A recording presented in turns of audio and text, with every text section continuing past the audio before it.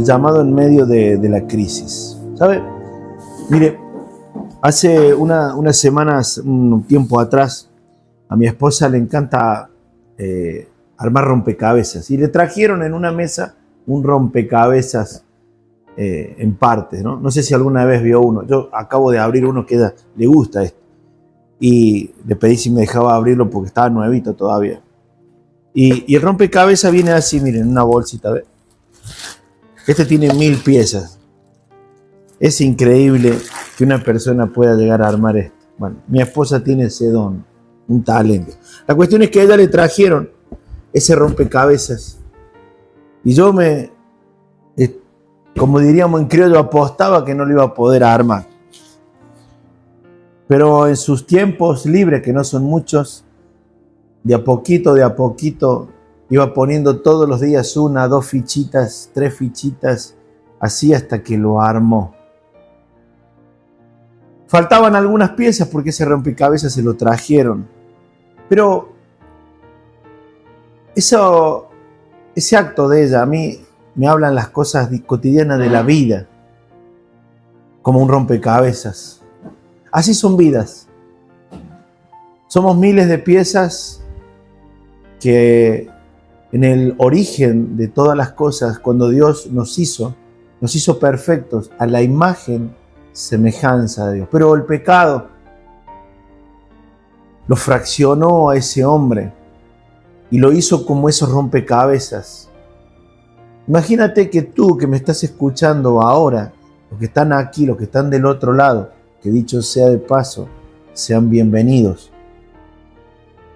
Imagínate que llegaste al día de hoy a través de cientos de generaciones de hombres y mujeres que se entremezclaron y su genética de diversas civilizaciones, raza, a través de cientos de siglos. ¿Quién sabe los orígenes primarios de qué tribu, de qué indígena, a quién adoraban estas personas? Y esa vida llega hoy hasta nuestros días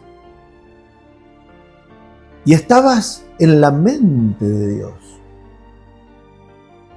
Lo cierto que llegas hasta Cristo como este rompecabezas en partes. Está bueno porque ahí rompecabezas no es este caso que le acabo de mostrar, pero algunos rompecabezas de esos que son enormes, tiene un plano, viene con un plano, pero cada ficha trae un numerito, ¿sabías? ¿Lo has visto? Tienen como un numerito en la parte trasera o en una de las partes del plano. Por si se te llega a perder una de esas piezas, tú la identificas y puedes llamar al que la fabricó y pedirle que te manden una de esas fichitas. Los nuevos no vienen generalmente con eso, pero de los más viejos sí. Y hay vidas que perdieron fichas. Luego cuando dice, te cayó la ficha, te cayó la ficha. O te faltan varias fichas dentro, varios caramelos en la caramelera, ¿vio? Perdiste algunas cositas en la vida, ¿qué pasó? Y vienen a Dios fraccionados, partidos. Pero Dios lo sabe a eso. Dios no se le raja las vestiduras. Y hay una historia hermosa en la Biblia de la cual le quiero hablar en este día y extraer un precioso mensaje. Mientras preparaba un mensaje para un casamiento, dentro de los ejemplos que iba a dar estaba esta historia, pero luego el Señor puso en mi corazón otra palabra y me guardé esta palabra para compartirla en este día. Y se encuentra en el libro de Juan, capítulo 11, versículo 1. Es la historia de la familia de Lázaro. Lázaro, María y Marta. Vivían en Betania. Betania queda detrás, vamos a decir, a unos kilómetros de donde está el Monte de los Olivos, ¿no? Y Betania era un lugar donde Jesús frecuentaba. Pero la casa de Lázaro y de María era muy especial. Como Capernaum, la casa de Pedro, a las orillas del mar de Galilea. Eran los lugares donde Jesús amaba estar. Y nos cuenta la historia que habían pasado muchas cosas antes de lo que voy a leer ahora. No sabemos cuándo, en qué momento Jesús conoce a Lázaro y queda vinculada el corazón de Jesús con Lázaro. Y un día, María y Marta, las dos hermanas, estaban en los quehaceres de la vida y Jesús vino a descansar. Y María, yo la veo una mujer toda activa y queriendo servirle, y María una mujer más introvertida, más espiritual de alguna manera, por decirlo. Qué cosa rara, ¿no? 3 hermanos, parecía como no nos cuenta que tenían esposos ni esposas. ¿Habrán sido solterones? No lo sé. Lo cierto es que estaban allí, vivían todos en esa casa. Y dice que Jesús un día vino y estaban todos reunidos allí los discípulos. Y cuenta la historia que María, la hermana de Lázaro, trajo un perfume de gran precio, de alabastro, y enjugó los cabellos y los pies de Jesús y lo llenó de aceite y de perfume a Jesús, lo ungió. Ese símbolo de adoración. Yo no estoy hablándole, este mensaje no es para gente que no conoce de Cristo, es para personas que viven una vida cristiana. Y el simbolismo de todos los elementos que hacen a esta historia es que María era una adoradora en silencio. María no figura una carta de ella, pero tenía una intimidad en lo personal, y esto es de lo que te quiero hablar en este día. Cuando aún una vida, la diferencia de una vida de que tiene intimidad frente a la crisis, frente a los momentos de golpe de la vida. Como dije anoche en el casamiento, no importa si tú eres un cristiano o tú eres una persona del mundo, a todos el mar de la vida les va a pegar, porque dice que va a venir un día la tempestad sobre los que edificaron sobre la arena y otros que edificaron sobre la roca. La vida, las tribulaciones, las pruebas van a venir lo mismo. La diferencia está donde tú anclaste tu vida. ¿Quién es? A mí me pasa algo muy raro cuando predico. Me pasó anoche, me pasa de a menudo que cuando predico a las personas te dicen amén, se ponen contentos y todo, y luego miro las vidas al pasar los años y digo, ¿qué aprendiste? ¿Qué aprendiste? ¿Qué extrajiste de la vida? Al menos un mensaje que haga mella en tu vida. Que digas, bueno, sí, pero no, yo quiero vivir mi vida. Lo cierto es que Jesús amaba a este hogar. Y María y Marta y Lázaro no fueron de esos que escuchaban la palabra y hacían exactamente lo contrario, lo diametralmente opuesto. No, dice que María se tiró a los pies de Jesús y todos allí, religiosos y buscándole, a ver, ¿cómo vas a desperdiciar tu vida yendo un domingo a la iglesia? Mira los talentos que tenés, ¿para qué cantás? Mira esto que Dios te dio. El padre de una novia anoche me dijo, si conocieras el corazón de mi hija, el don que tiene con los niños, lo que ama el servicio. Y la iglesia la excluyó porque tuvo un divorcio. No puedes servir, no puedes hacer más nada. Y su corazón desangrado, porque en la iglesia no le permitieron ministrar más un niño, tocar más un niño. ¿A dónde está la misericordia de Dios? ¿Cuál es la realidad del evangelio que predicamos? Un corazón que amaba a Dios y se derramó delante de Él y derramó todo lo que tenía, y Jesús amó esa familia. Rara vez en mi vida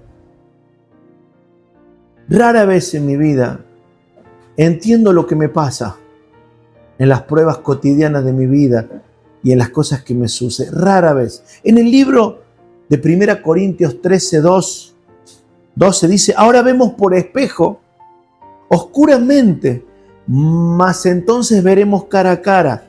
Ahora conozco en parte, pero entonces conoceré como fui conocido. O sea, vemos borroso nuestra vida, nuestras pruebas.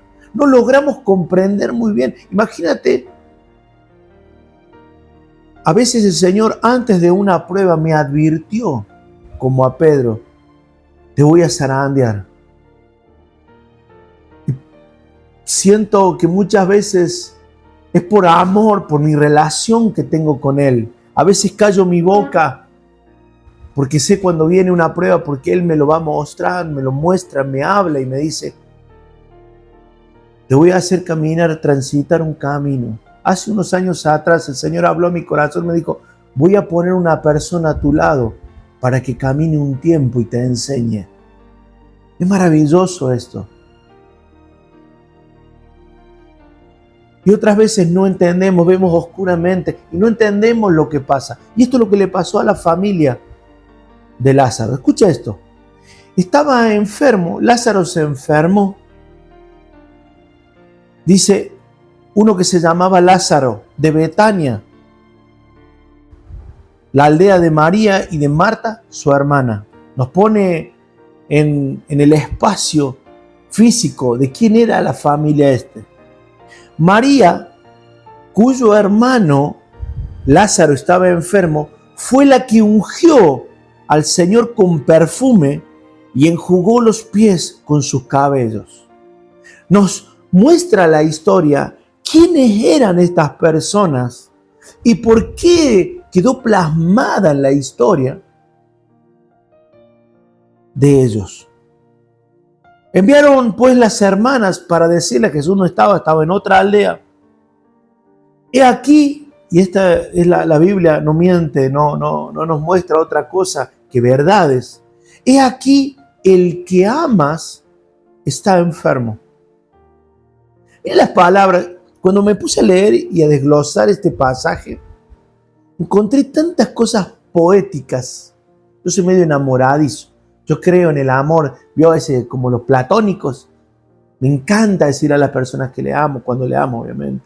Me encanta tocar a mis hijos, me encanta besarlos, me encanta expresar lo que siento, no me lo puedo guardar.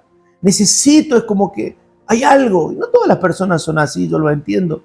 Pero estas personas fueron y le dijeron, no era un extraño, el que amas.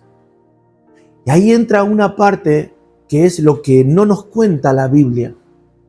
¿Cómo sabía Marta y María que Lázaro era amado por Jesús? A ver, démonos un poquito, libremos la mente a pensar. Seguramente habrán compartido un corderito a la parrilla. Y en esas comidas, las miradas de amor, imagínense entablar la relación. Claro, Jesús tenía un vínculo porque una de estas hermanas era la que servía, pero había otra que era la que amaba. Una dualidad en nuestras vidas. Y dice, el que amas está en una crisis, está enfermo, está mal.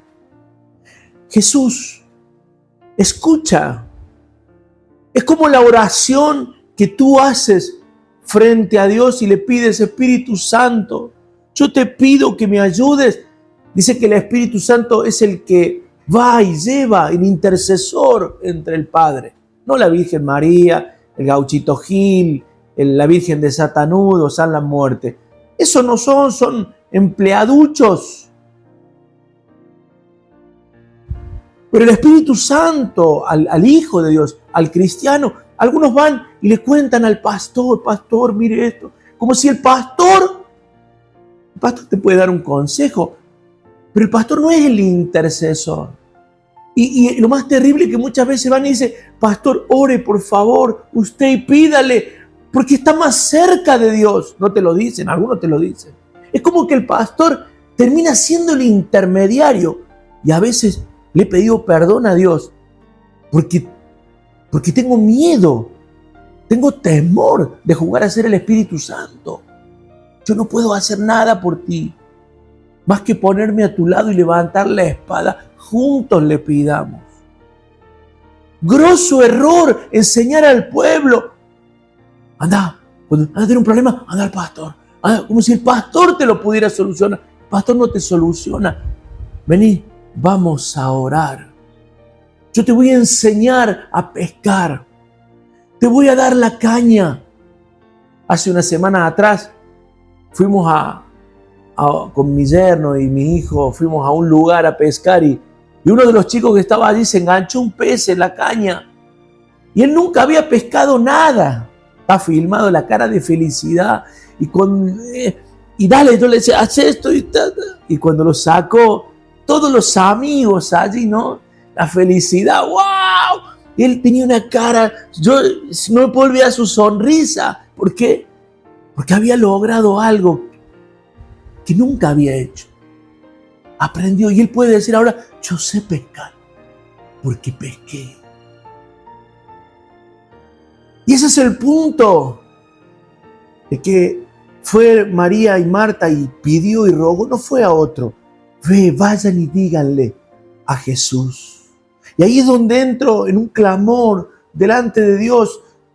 Señor, ten misericordia, porque estamos en una crisis, estamos padeciendo.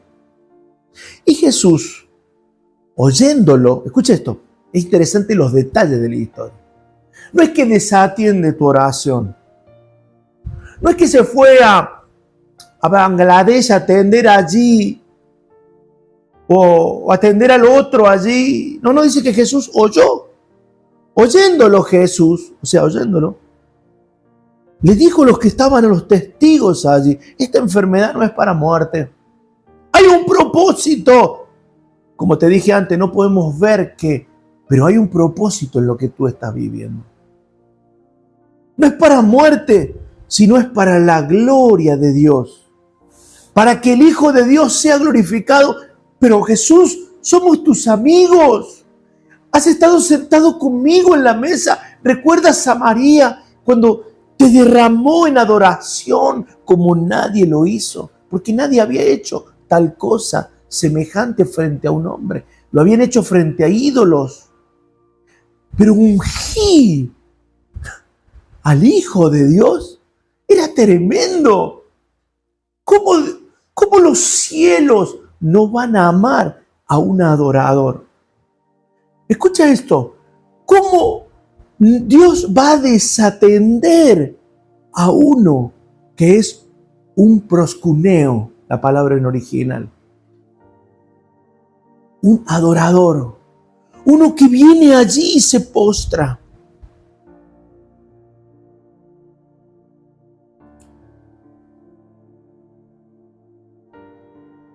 Capítulo 11, versículo 5, la historia sigue y dice, y amaba, escucha esto, lo aclara, Jesús a Marta, a su hermana y a Lázaro.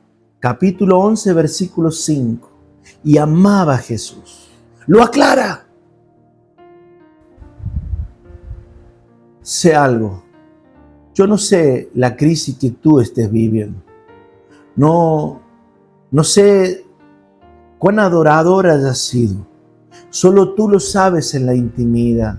Aquí, en la palabra, dice que Él viene a la puerta y llama. Y cuando tú le abres, Él entra. Cenaremos con Él, haremos morada. Y Él ama a sus hijos. Él ama a aquellos adoradores. Jesús le dijo a la samaritana, Él está buscando verdaderos adoradores. Que le adoren en espíritu y en verdad. María era una de esas. Jesús se quedó 2 días más en el lugar donde estaba. Tú conoces la historia, para ir rápido.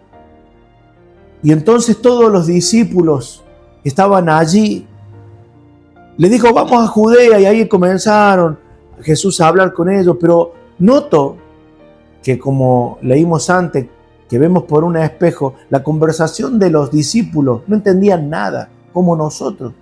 No entendemos nada de los propósitos de Dios. Y bueno, duerme, y bueno, vamos, dice. No, pero Jesús le dice, ya murió. Entonces, dice, bueno, entonces vayamos y muramos con Él. No entendían nada. No entendían que Dios tiene un propósito con cada hogar, con cada familia. Pero escucha esto, Dios tiene un propósito contigo como individuo. Si Dios obra como organización, como iglesia, pero sabes, como cantábamos recién la canción, no sé qué pasa, alrededor mío no hay nadie. En mi vida cotidiana no tengo nadie. Y yo me quedo solo con Él. No está mi esposa el 90% de mis días, yo estoy solo. No están mis hijos, no está mi familia. Me quedo con Él solo. ¿Qué cambiaría de diferente en una reunión o en mi vida cotidiana? Nada. De hecho, Dios trata contigo personalmente. Recuerda que 2 estarán en una cama, uno será levantado y el otro va a quedar ahí. O sea, no tiene nada que ver la corporación como iglesia. Es la relación íntima y personal de cada uno. Y voy a seguir insistiendo hasta el último día de mi vida con esto. Entonces, Lázaro, cuando vio que todos los discípulos divagaban dando teorías, porque vio así están los amigos cuando estás pasando una crisis, ¿será este? Como me dijo anoche un hombre, 1 año internado, un compañero de mi hijo, estuvo internado 1 año en un hospital de Gastón por una bacteria que se le alojó en la columna. Los desahuciados no sabían qué iba a hacer de su vida. Y dice que al principio le venían pensamientos, habré pecado, habré hecho esto. Y él se examinaba, Dios, perdóname, la esposa, los hijitos, una crisis. Imagínate 1 año internado allí. Hasta que dice, descubrí que no era ni que había pecado ni nada, que esa enfermedad era porque él se quería glorificar en mí. Se quería glorificar en la vida de mis hijos. Quería mostrarles el Dios de... Porque imagínate 1 año sin poder trabajar. La esposa cada vez que tenía que hacer un trámite, como les pasa a muchos en un hospital público, imagínate lo que era. Y si vimos a Dios abrirnos puertas en las clínicas, en el hospital. Dice, ¿sabes lo que es estar Eduardo ahí y no haber una posibilidad y ver a Dios obrando? Y los médicos no entendían, le hicieron de todo. Sacaban sangre, orina, esto, lo otro, nada. La crisis. Y llegó nuestro matrimonio. Nosotros íbamos a la iglesia, amamos a Dios. ¿Por qué Dios? Pero no hubo un por qué. Hasta que en un momento el Señor me habló, me dijo el enfermo. Mira qué flaquito que estoy, me dice, no sabes los kilos que bajé, esto fue buenísimo. Y Dios me dijo, esto es para mi gloria. Y comencé a adorarle y Dios me sanó. Y le dijo Jesús, capítulo 11, versículo 14, Lázaro ha muerto, se murió físicamente. Y me alegro por vosotros de no haber estado allí, para que creáis, vamos a él. Entonces Tomás, llamado Dídimo, con sus discípulos, vamos también nosotros para que muramos con él. No entendía nada Tomás. Vamos, hagámosla, no sé, muramos todos. Y Jesús se agarraba la cabeza, no entendés nada, Tomás. Pero bueno, no importa. ya lo vas a entender. Esa es una parte nuestra, un poco toma. Dios, por favor.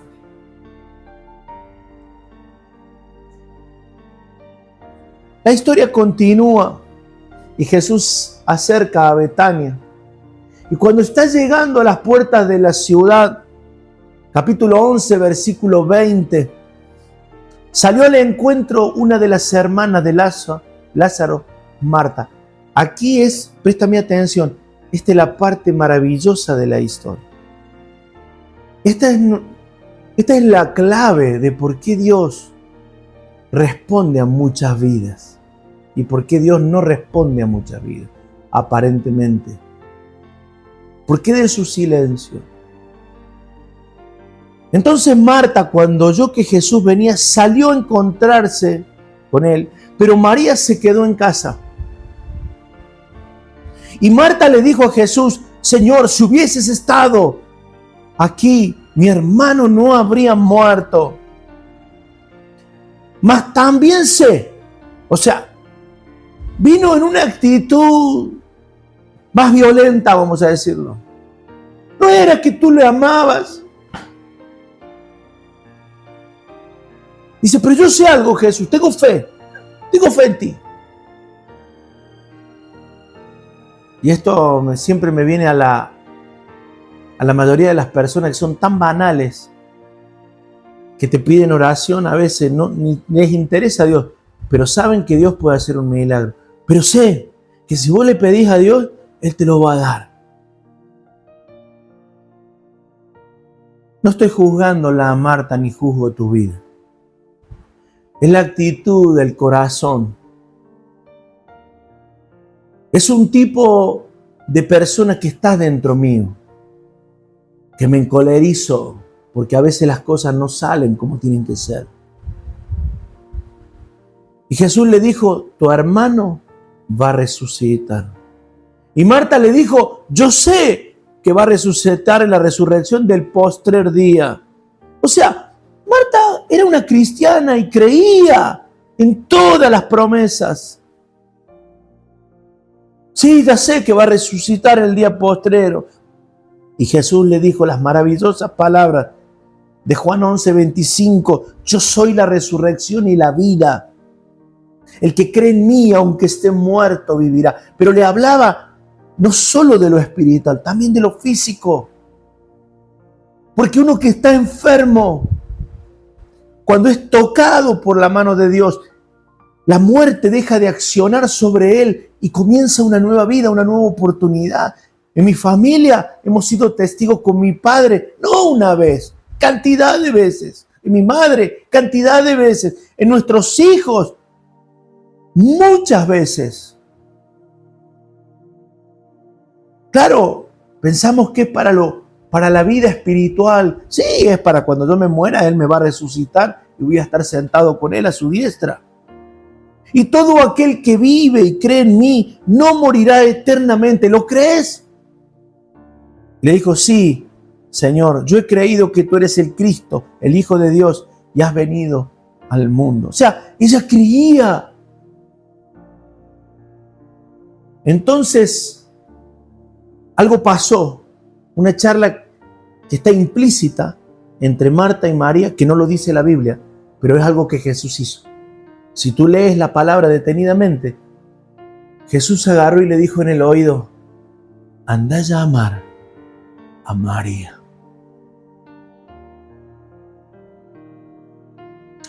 Quiero que llames a la adoradora.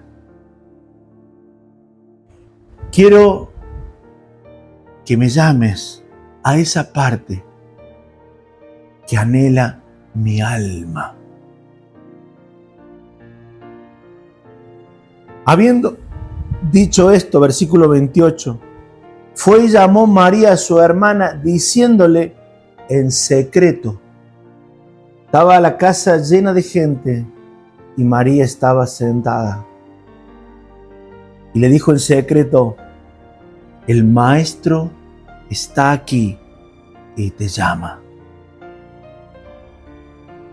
Ella cuando oyó, se levantó aprisa, porque el amado de su alma, el carpintero que caminaba en sandalias, estaba esperándola.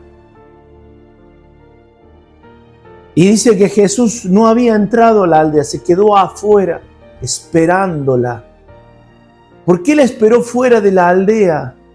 Porque la sacó de todo el entorno que tenía y la llevó al lugar espacioso para quedar sola, que nadie escuchara lo que tenía que decirle. Ese es el problema de muchas vidas, que no entienden que Jesús quiere tener una relación íntima contigo y no es corporativa. No es la oración de la mesa que tú haces para dar gracias a los alimentos para que tus hijos vean que tú oras. No. Es otra oración. Es la oración del adorador. Y dice: entonces los judíos que estaban en la casa con ella, o sea, con María, y la consolaban, cuando vieron que María se había levantado deprisa y había salido, le siguieron diciendo: va al sepulcro a llorar allí. Y aquí está la parte maravillosa de esta historia, tremenda de esta historia. María, cuando llegó a donde estaba Jesús, al verle,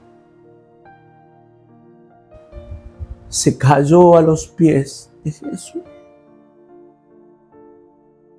y le dijo, con lágrimas en los ojos, se postró. Escucha estas palabras y escucha las palabras que dijo Marta, su hermana. ¿No son las mismas? ¿Tienes tu Biblia ahí? ¿No son las mismas palabras? Son las mismas palabras, pero algo pasó. Es la diferencia del adorador. Es la diferencia. Dice que cuando ella se postra, se cae a los pies de Jesús. Es el reconocimiento. No se quedó a la altura como Marta, casi en el desafío. ¿Vos por qué? Porque si hubieras estado acá. Era la misma hermana, la misma familia, la misma crianza, el mismo matrimonio. Un adorador y el otro no. Y se cayó, se derramó otra vez. Y dice que le dijo a Jesús, Señor. La misma palabra que Marta le dijo, si hubieras estado aquí, mi hermano no estaría muerto. Señor, si hubieras estado aquí, no habría muerto mi hermano. Escucha esto. Este es lo que cambia toda la historia. Versículo 33. Jesús entonces, al verla llorando, y a los judíos que la acompañaban también llorando, se estremeció en espíritu y se conmovió. Marta hizo lo mismo y no le conmovió el corazón a Jesús. Marta hizo exactamente lo mismo. La diferencia es con el espíritu que tú haces las cosas delante de Dios. Es el corazón dedicado, es el corazón entregado. Hablábamos con Brian la otra vez de las cosas tangibles. Me dicen de esto y yo no entiendo. Bueno, yo lo que entendí es esto. Que es mi espíritu, mi vida tirada delante de Dios, desparramada delante de Dios, reconociéndole, porque eso es lo que hizo María, reconocía la potestad de Jesús. Sabía, claro, María no tenía, como nos pasa a nosotros, toda la historia completa. Ella pensaba que si Jesús hubiera estado ahí, no iba a morir porque hubiera puesto la mano y vivía, pero lo que Dios quería enseñarle, como a mis amigos, al amigo de mi hijo Gastón, era enseñarle algo a través de esa crisis. Es el llamado de Jesús en la crisis. Jesús la mandó a llamar.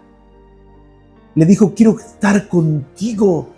Tu vida me hace a mí. Era la que podía mover el corazón de Dios.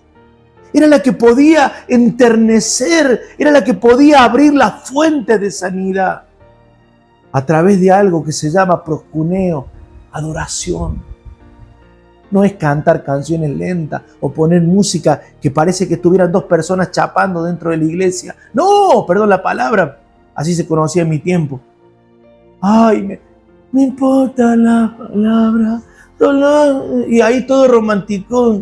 Y yo no sé si está cantando Ricky Martin o no sé a quién le canta. No, eso no es adoración. Adoración es otra cosa.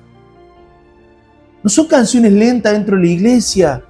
No, no tiene nada que ver. Es el espíritu.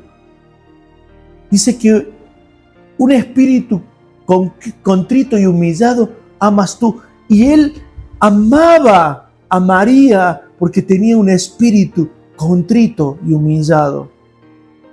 Y le conmovió el corazón, lo movió a Jesús. A Jesús, el Hijo de Dios, una mujer le sacudió los cimientos. Lo conmovió adentro. Y algunos teólogos, yo he escuchado cada cosa que dicen de estos pasajes, que Jesús lloró por la incredulidad de la gente. ¡No! Un día el Señor me dijo, yo me conmuevo por el dolor del hombre, de su lejanía. Y a veces permito cosas para que ellos se acerquen a mí y ellos no lo entienden. Pero un día se dan cuenta. A veces Dios le ha quitado a vidas que han estado prosperadas, bendecidas. Y Dios dijo, te cierro la canilla, el grifo, para que entienda, porque a mí me interesa no un hijo rico.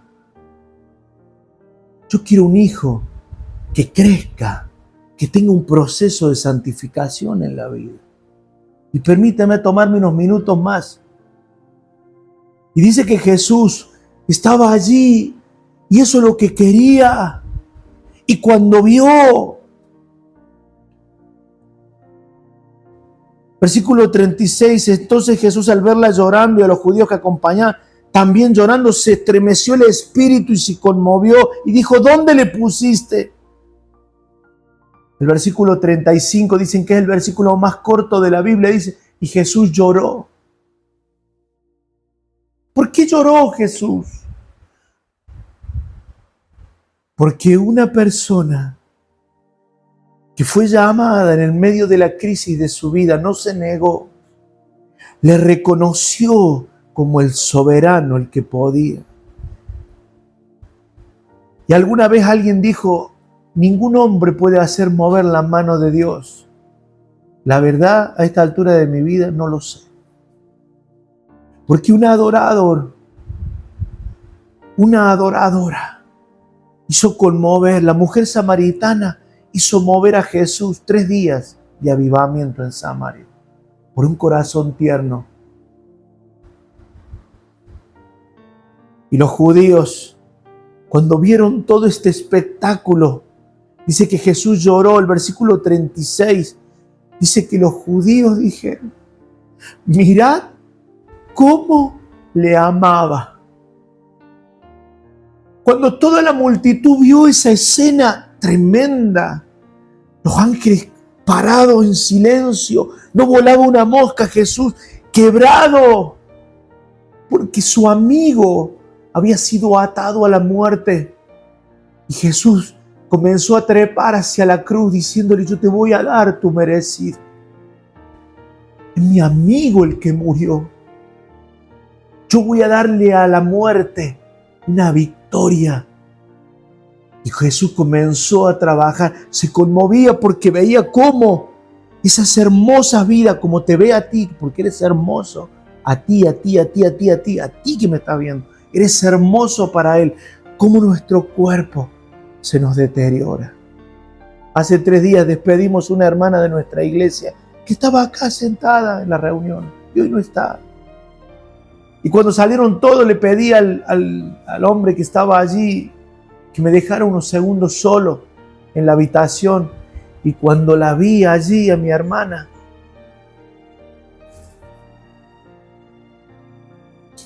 mi corazón se conmovió. Porque Porque dije, esto es lo que hace el pecado, nos deteriora. Y Jesús se conmueve, se compadece de ti. Allí cuando entramos delante de la presencia de Dios, y con esto termino, cuando Él nos llama en medio de la crisis, es cuando tú encuentras plenitud de gozo. Es cuando tú encuentras que Él abre sus brazos, como el Salmo 91, y sientes que estás bajo el amparo del Altísimo. Allí es cuando Jesús contigo llora y contigo ríe. Es allí cuando Él te llama y te dice, vení. ¿Cuál es tu actitud frente a la crisis? Yo amo a Marta, porque sé que ella tenía un corazón sincero con Jesús. Y Jesús la amaba, era como era. Pero hay algo distintivo en María, un corazón diferente. Un corazón que tocó el corazón de Jesús. Es maravilloso. Fue la que calmó la tempestad. Y fue tan tremendo porque Jesús miró el sepulcro, extendió la mano, trajo la vida desde los cielos y volvió otra vez a resucitarlo a Lázaro. Jesús se conmovió, pero en el propósito eterno estaba que Marta, María y Lázaro tuvieran una prueba difícil, pero con Cristo todo lo puedo. Amén.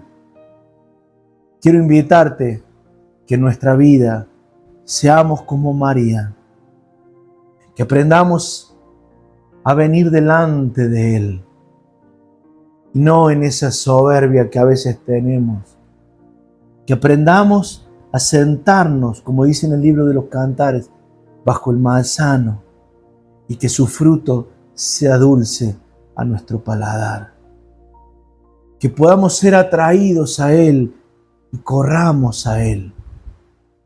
Jesús lo hace en silencio. Te va a susurrar al oído. Vení, quiero estar con vos. No me interesa la multitud de gente. ¿Sabe que a esta altura de mi vida ya no me importan un montón de cosas? Cuando hay algo que ya me molesta, me aparto de ese lugar y me voy. He tratado en la vida de mostrarle a la gente, decir esto es así. Cuando veo que no cambian, ¿qué hago? Yo sigo mi rumbo, mi camino, en el camino que Dios me dio vivir. ¿Por qué? Porque Él me dice, vení, camina el camino que yo quiero que camine. Y sabes, es tan difícil en el murmullo que vivimos diario de tantas cosas, escuchar una tenue voz que te dice, en secreto, el maestro está esperándote afuera. Salí de acá.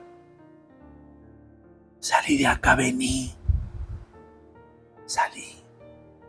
Deja de estar con esta gente que llora, que está en miseria. Deja de estar con esta gente. Vení, salí. Salí fuera. Salí fuera de la aldea. Porque la aldea está contaminada. Y tú vas escalando en tu corazón. ¿Qué está haciendo? Y me postro delante de Él y le adoro. Y siento cómo Él extiende su mano de sanidad y me llama y me ama. Por eso para mí no hay otro como el Jesús que caminaba en sandalias, el humilde carpintero que murió en la cruz por mí. Espero que le ames, que le sirvas, que aprendas a escucharle el susurro de su voz llamándote, aún en medio de la crisis. Y puedas allí, cuando te eches a sus pies, decirle a Él esta hermosa canción que es mi canción. Su nombre es Jesús. Su nombre es Jesús. Su nombre es Jesús. mi Señor.